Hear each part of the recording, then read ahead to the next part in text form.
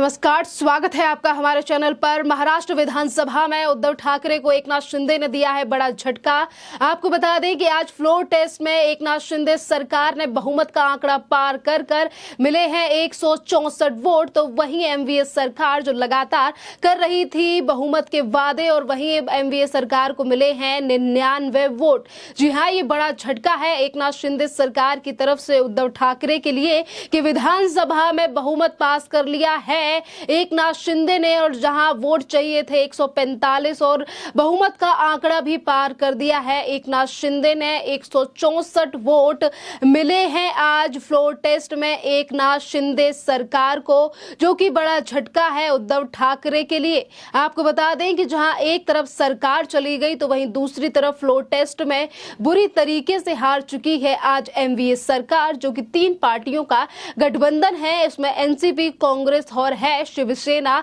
शामिल। अगर आज फ्लोर टेस्ट की बात करें तो आज फ्लोर टेस्ट जो महाराष्ट्र में हुआ है, विधानसभा में हुआ है, जहां पर एमवीए के 5 नेताओं ने नहीं दिया वोट। तो वहीं आपको बता दें कि उद्धव ठाकरे के बेटे आदित्य ठाकरे भी वोट करने के लिए पहुंचे लेट, बिल्कुल एम टाइम पर पहुंचे थे वोट करने के लिए, और बस उन्हें ही वोट डालने दिया, और 5 जो नेता हैं उन्हें वोट डालने नहीं दिया। और यही बड़ा कारण है कि 5 वोट भी रह गए एमवीए सरकार के खाते में आते आते। और वहीं 2 जो बागी विधायक हैं वो भी कल रात शामिल हो चुके थे एकनाथ शिंदे के गुट में। यानी कि एक तरफ जो शिवसैनिक हैं वो उद्धव ठाकरे को छोड़कर जा रहे हैं एकनाथ शिंदे के गुट में, और वहीं दूसरी तरफ फ्लोर टेस्ट में जो बड़ा झटका लग चुका है अब एमवीएस सरकार के लिए कि एकनाथ शिंदे ने अपना बहुमत साबित कर दिया है आज विधानसभा में। यानी कि सरकार पूर्ण बहुमत के साथ महाराष्ट्र में बनाई गई है। एकनाथ शिंदे बार बार पे इस बात का जिक्र कर रहे थे कि उनके पास पूरी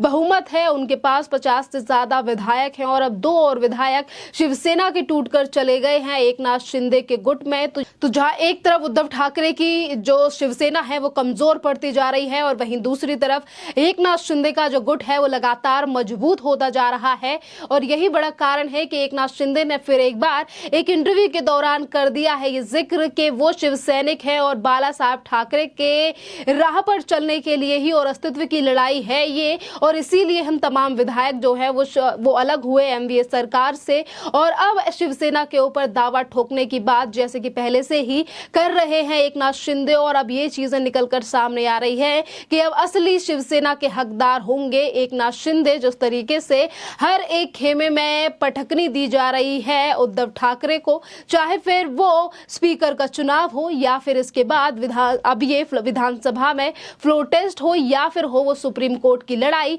क्योंकि फ्लोर टेस्ट को रुकवाने के लिए शिवसेना ने ही याचिका डाली थी। सुप्रीम कोर्ट ने पर रोक लगाने से मना कर दिया था सुप्रीम कोर्ट ने, और कहा था कि ये है निर्णय राज्यपाल के, और राज्यपाल अगर चाहते हैं कि महाराष्ट्र में सरकार का ये चेक हो, यानी कि सरकार अल्पमत में है या बहुमत है, इन सभी चीजों को देखने के लिए फ्लोर टेस्ट कराना पड़ेगा। तो एक के बाद एक झटके लग रहे हैं, और आपको बता दें कि 10 से 11वां दिन हो चुका है जब से एकनाथ शिंदे और उनका गुट अलग हुआ एमवीए सरकार से, और अब महाराष्ट्र में खत्म हो चुका है एमवीए का अस्तित्व, क्योंकि सरकार तो गिर ही चुकी है। और वहीं दूसरी तरफ स्पीकर की भूमिका में भी नहीं है एमवीए की सरकार में से कोई मंत्री, क्योंकि जो विधायक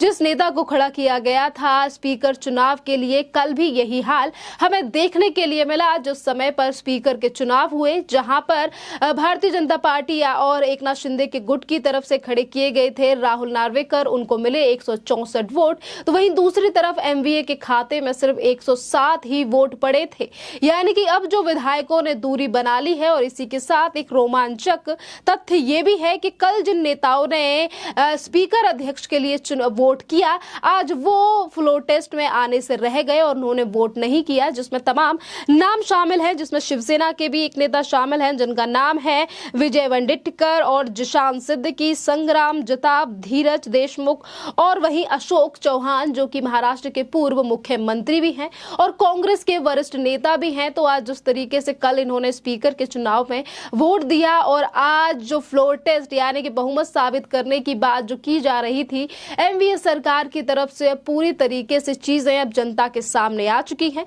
आपको बता दें कि जहां एक तरफ विश्वास मत जीत लिया है एकनाथ शिंदे ने, तो वहीं दूसरी तरफ उनके तमाम बाइट सामने आए आए हैं। और इसी के साथ डिप्टी सीएम देवेंद्र फडणवीस ने भी कहा है कि जब मैंने कहा था कि मैं वापस आऊंगा तो कुछ लोग मेरे ऊपर हंसे थे, और उन्होंने इस बात का भी जिक्र किया है कि मैं आज वापस आया हूं और अकेला नहीं आया हूं, बल्कि अपने साथ एकनाथ शिंदे को भी लेकर आया हूं। पर मैं उन लोगों से बदला नहीं लूंगा जिन लोगों ने मेरा मजाक उड़ाया है। इन तमाम चीजों का जिक्र किया गया है आज डिप्टी सीएम देवेंद्र फडणवीस की तरफ से। और वही नजर डाली जाए एकनाथ शिंदे के तमाम बयानों पर, जो इंटरव्यूज अब निकलकर सामने आ रहे हैं, जिसमें जवाब दिया गया है अब कांग्रेस से लेकर तमाम नेताओं के उन आरोपों का जो लगाए गए थे बागी विधायकों के ऊपर। संजय राउत ने कहा था कि ईडी के दबाव में आकर भारतीय जनता पार्टी के साथ सरकार बनाने के लिए चले गए हैं बागी विधायक। इस पूरे मामले पर भी आज एक इंटरव्यू के दौरान एकनाथ शिंदे ने कहा कि कोई भी दबाव की बात नहीं है,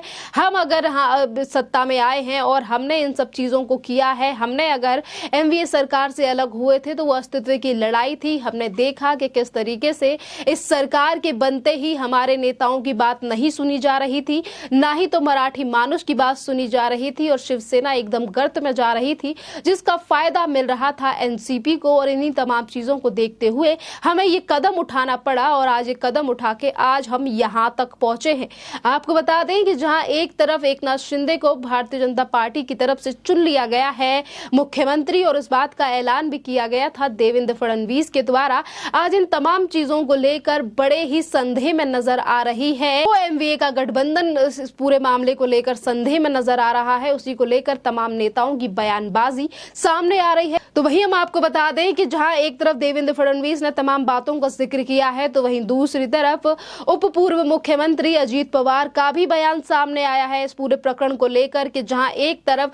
बड़ा झटका लगा है एनसीपी, शिवसेना और कांग्रेस के इस गठबंधन को, तो वहीं दूसरी तरफ अजीत पवार ने कहा है कि अगर एकनाथ शिंदे आकर इन चीजों का मुझसे जिक्र करते, मेरे कान में मुझसे कहते कि उन्हें मुख्यमंत्री का पद चाहिए, तो मैं खुद उद्धव ठाकरे से इस पूरे मामले को लेकर बात करता। उसी कुर्सी को लेकर आज तमाम बातें की जा रही हैं, जिस कुर्सी के चलते एक तरफ अजीत पवार ने अपने ही गठबंधन को तोड़कर बीजेपी के साथ सरकार बनाई और एक दिन में वो फिर अपने गुट में लौट गए, और वहीं दूसरी तरफ उस कुर्सी को लेकर कहा जा रहा है कि मैं उद्धव ठाकरे से बात करता, जिस कुर्सी के चलते ही इस उद्धव ठाकरे ने तोड़ा था बीजेपी के साथ गठबंधन, क्योंकि मुख्यमंत्री की कुर्सी ज्यादा प्यारी थी उद्धव ठाकरे के लिए। और इसी बीच में ये भी बयान सामने आया था कि किस तरीके से शरद पवार ने रखी थी मांग गठबंधन को लेकर कि सिर्फ उद्धव ठाकरे ही बनेंगे मुख्यमंत्री शिवसेना में से, नहीं तो फिर वो गठबंधन नहीं होगा। और पूरे इसी प्रकरण के चलते बेटे आदित्य ठाकरे को नहीं बनाया था मुख्यमंत्री, और खुद वो मुख्यमंत्री की कुर्सी पर बैठे थे,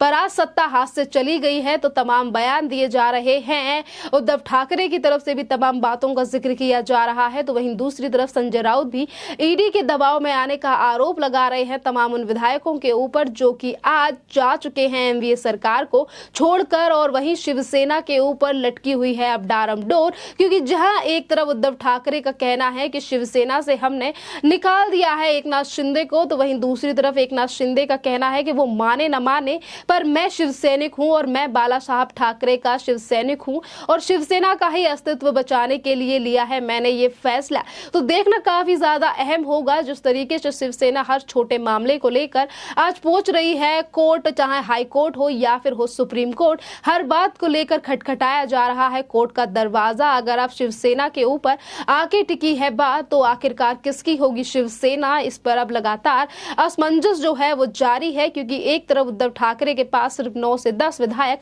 बचे हैं अब शिवसेना के, तो वहीं दूसरी तरफ एकनाथ शिंदे के पास हो चुके हैं शिवसेना के 40 विधायक, जो कि एक बड़ा मार्जिन है, एक बड़ा गुट तैयार कर लिया है एकनाथ शिंदे में। तो अब देखना अहम ये होगा कि अब इस पूरे मामले को लेकर कोर्ट की तरफ से क्या फैसला होगा। जहां एक तरफ उद्धव ठाकरे गवा चुके हैं अपनी सरकार और अपनी कुर्सी, क्या शिवसेना भी हाथ से जाएगी उद्धव ठाकरे के, यही बना हुआ है लगातार सवाल, जिस पर देश के और महाराष्ट्र की जनता की टिकी हुई है नजर। खैर, इस टॉपिक पर आपका क्या कहना है, आप हमें कमेंट करके जरूर बताइए। धन्यवाद।